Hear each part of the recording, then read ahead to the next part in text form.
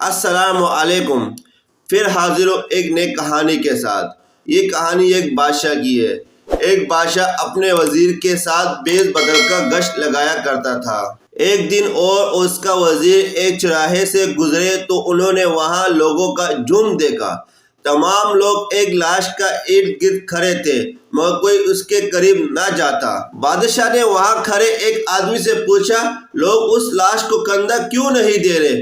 تبھی ایک آدمی نے بتایا کہ لوگوں نے اسے ہر رات شراب کھانے اور ایک بری بیوہ کے گھر باہر دیکھا ہے، اس لیے اس کے غلط کردار کی وجہ سے کوئی اس کو کندھا نہیں دے رہا ہے۔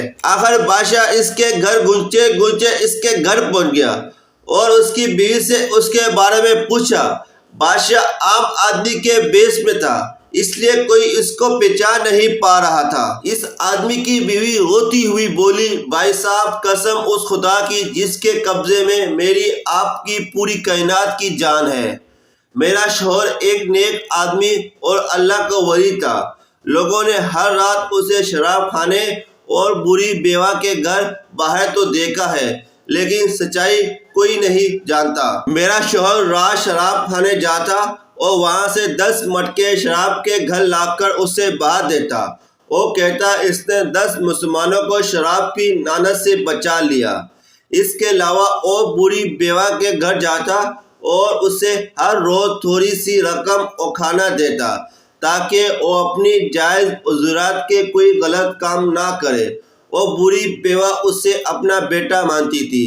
میں ہر دفعہ اس سے کہتی کہ اگر تمہارا یہی طریقہ رہا تو کوئی تمہاری لاش کو کندھا بھی نہیں دے گا۔ اس سے وہ کہتی کہ تم اللہ پر بھروسہ رکھو، میرا جنازہ بادشاہ وقت اور بڑے بڑے علماء پڑھائیں گے۔ یہ کہہ کر وہ عورت چپ کر گئی اور بادشاہ پھوٹ پھوٹ کر رونے لگا۔ اس نے اس عورت سے کہا، بہن میں ہی بادشاہ ہوں اور تمہارے شوہر کا جنازہ میں ہی پڑھاؤں گا۔ عورت بہت خوش ہوئی۔